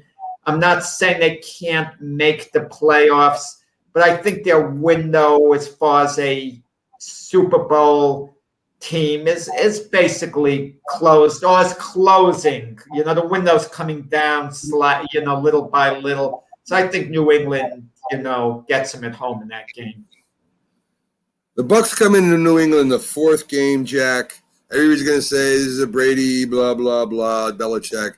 It has a little bit more to do with that than quarterback versus quarterback because, of course, Belichick knows Brady. Brady knows Belichick. Brady's going to call a defense that he thinks can stop Brady. Brady should know what he's going to do. Being around New England all that time, I think the Bucs just have too much talent for the Patriots. I like the Bucs in that game. I have a feeling. I'm going to make a long-range prediction, Mac. A long-range prediction, and it's a fun prediction. I think Mac Jones starts his first NFL game against the Buccaneers because I think that is going to take away a lot of the storyline, some of the storyline of Brady returning to New England, where people are going to say Brady against Belichick. Instead, they're going to say, oh, it's the Mac Jones era begins. That might actually, outdo the Brady-Belichick thing, believe it or not, because you and I, as football fans, we're going to be interested to see what Mac Jones can do. His first game ever against the Super Bowl champs. You're throwing him kind of like in a sink-or-swim situation. And if Mac Jones plays a really top-of-the-line game and the Buccaneers win a close game, what are people going to be talking about more after the game? They'll probably be talking about Mac Jones's performance, I think, more than anything else. Yeah, and if he has a terrible Buccaneers to win that game, win a close one.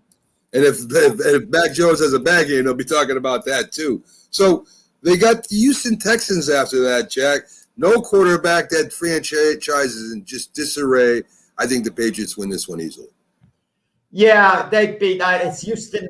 How many games is Houston going to win this year? Are they going to go winless? They're going to win 1, 2. Listen, we have awful teams. The Jaguars only won 1 game last year, but they were competitive in a number of games.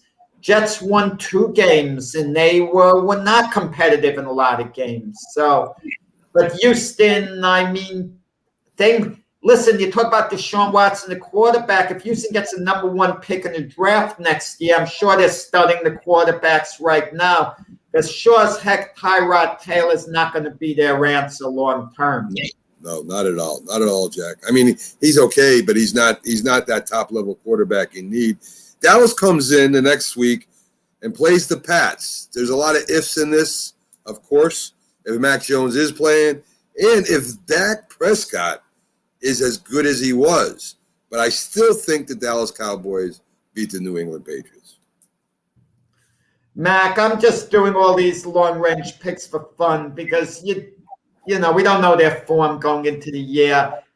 I mean, do you still believe Dallas is America's team? How could you pick them to beat anyone long range? I mean, that's the 6-10 Dallas Cowboys. Now, you could say, well, Zach Prescott was out.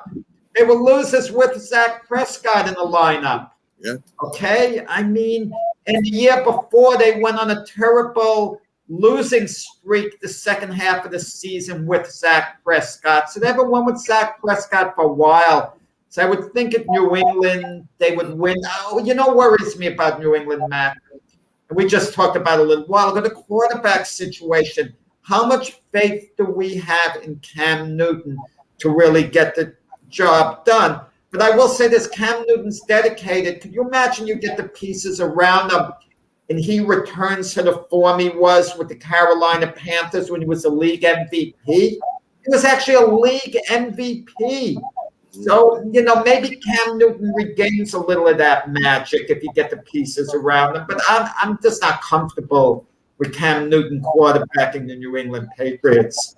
So you think they'll beat Dallas? Is that what you're saying? I'd have to say off the top of my head, I can't pick Dallas, to go into New England and win, at this point in time. You have the Jets now going to New England to play the Patriots. I think this is very close, but I still think the Patriots eke out a win, Jack. Yeah, like I said before, the Jets could win one of the 2 games against New England. The Jets are going to improve on the Robert Salah. They're going to win a few games this year. It might be 3, 4, 5. If the Jets go 6-10, that's about the best I could see them going.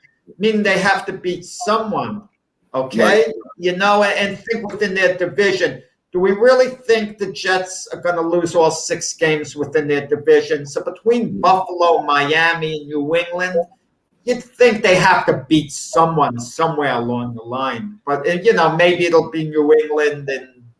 But I can't say off the top of my, giving a pick right now, you have to feel New England's better. You have to pick the Jets. Pats versus San Diego in San Diego, Jack. I think the San Diego Chargers are going to be better as the year goes along this year. I think the Patriots defense is going to give Herbert fits, but I think Herbert is a playmaker. And I think that's what's going to make San Diego win this game against the Patriots. Herbert's a great playmaker, and he's only going to be better. And by the end of next year, when you talk about the best quarterbacks in the NFL, Justin Herbert's name is going to come up on the short list of the best quarterbacks. Yes, they drafted Rashad Slater to block for him, so that's only going to help. So I would say the LA Chargers right now, yeah, they'll beat New England, in LA. Pats against Carolina, you got your old quarterback going up against the Patriots who made them see ghosts. Carolina's going to be the game. I think this is going to be a knockdown game. I think Carolina has a good, solid team. I think, of course, they made an improvement at quarterback, but I think the Patriots beat Carolina. They made an improvement at quarterback with Sam Darnold. Listen, the best to Sam Darnold, I hope he proves me wrong. Remember when he was with the Jets, Bill Belichick completely confused him with the defensive schemes, and Sam Darnold admitted he had no clue what was going on in the field, no clue at all. And he's going to get more of the same with Carolina. I mean, Sam Darnold's not going to be a difference maker. If any road game New England can win, that's the type of road game. If they can't win at Carolina, they're not going to have a playoff caliber season, the Patriots. They might not anyway, but I expect them to win at Carolina. The following week, Cleveland comes to their home, Jack. Cleveland has improved. I think they could win that division this year. They got an unbelievable running game, which makes Baker Mayfield very safe back there. They got a good, stout defense as the Patriots have. I think Cleveland beats the Patriots, even at home. Cleveland is a serious Super Bowl contender to me, and yeah, I think they do, beat the Patriots. Yeah, I think they're just a better team. Yeah, I do too, Jack. You got the Pats coming and going into Atlanta. Atlanta's done, Jack. I'm tired of picking Atlanta, thinking that Atlanta's going to do something. I think Matty Ice's days are done. They're going to get rid of – in fact, I think they got rid of Julio Jones. I think he ended up on Minnesota. Nothing against Matty Ice, but he had a shot over these years, and he hasn't been able to do it. I think he's been a good quarterback. Nothing special, but he's been good. You got to give him his due. But we're tired of thinking Atlanta could do something. They may have gotten the best play in the draft, in Kyle Pitts, and they had a chance to pick up one of the quarterbacks. They decided to stick with Matt Ryan and give it a shot the next couple of years. I don't fault them for that pick because Kyle Pitts, I think, is going to be absolutely outstanding. We don't know how these other quarterbacks would have been. They only had two other options because the 49ers traded up for Trey Lance. So in reality, they could have gotten Justin Fields and Mac Jones or Kyle if they were going to take a quarterback. So I don't, condemn them for that. But, are they playing in Atlanta? It's a winnable game. Are they playing in New England or Atlanta? They're playing Atlanta. It's very much of a winnable game for Atlanta. Listen, Patriots aren't a powerhouse team. Teams like Atlanta, a couple of them are going to beat the Patriots at home. So, I don't want to keep saying the Patriots will win this game, win that game. And when all is said and done, we're giving them a 13-4 record because they're not that good. Mm-hmm. So you're going to total up the numbers, and it's going to be very deceiving. And then I'm going to say, let's go back on the games, and I'm going to say Atlanta's going to beat them. But with that said, it's a winnable game for the Patriots, so I'll give them a tiny edge. The Titans come in against the Pats. The Titans lost a lot of pizzazz last year. It looked like they were going to be a Super Bowl contender. Their defense took a huge hit. They couldn't get a pass rush. No defensive backs. Their offense, of course, is the big bruising running back. When he's good and the line is going, they win. Derrick Henry, yeah. If he's not, then they don't win.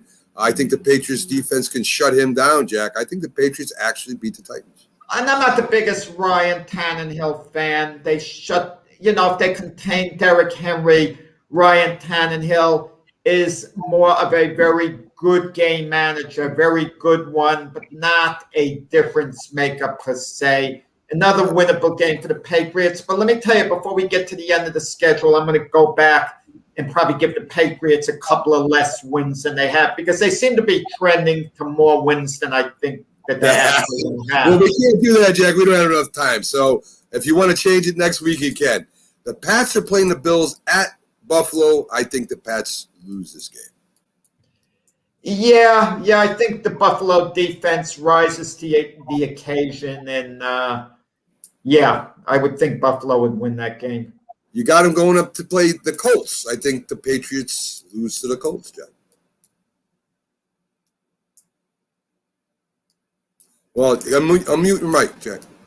Yeah, I'm not the biggest Carson Wentz fan to say they're going to lose. Carson Wentz has to show me he could do it at Indianapolis, that he could regain his old form. I'll give a little edge, though, to the Indianapolis Colts. Frank Reich is a great coach there. Toss-up type game. I think with the Colts. Listen, I could put Carson Wentz down, but you're putting him against Cam Newton, and we don't know how good Cam Jones will be. Well, we know Jason Stidham will be playing that game. He might be. I just like the Colts. They're a very solid team, no matter who's at quarterback. All Wentz has to do is make a couple throws. The Bills go and play the Patriots at home. I think this is where they split with the Pats. I think the Pats beat the Bills at home to split with them this year. I'll agree with you. Okay. The Jags at the Pats. Young quarterback versus Bill Belichick normally doesn't work well for the young quarterback. I think the Jags will be pretty dynamic some games, and some games they're not going to be so dynamic. I think the Pats win that game, Jack. I agree with you again. So right now, as we're speaking, I have the Patriots at 10-6.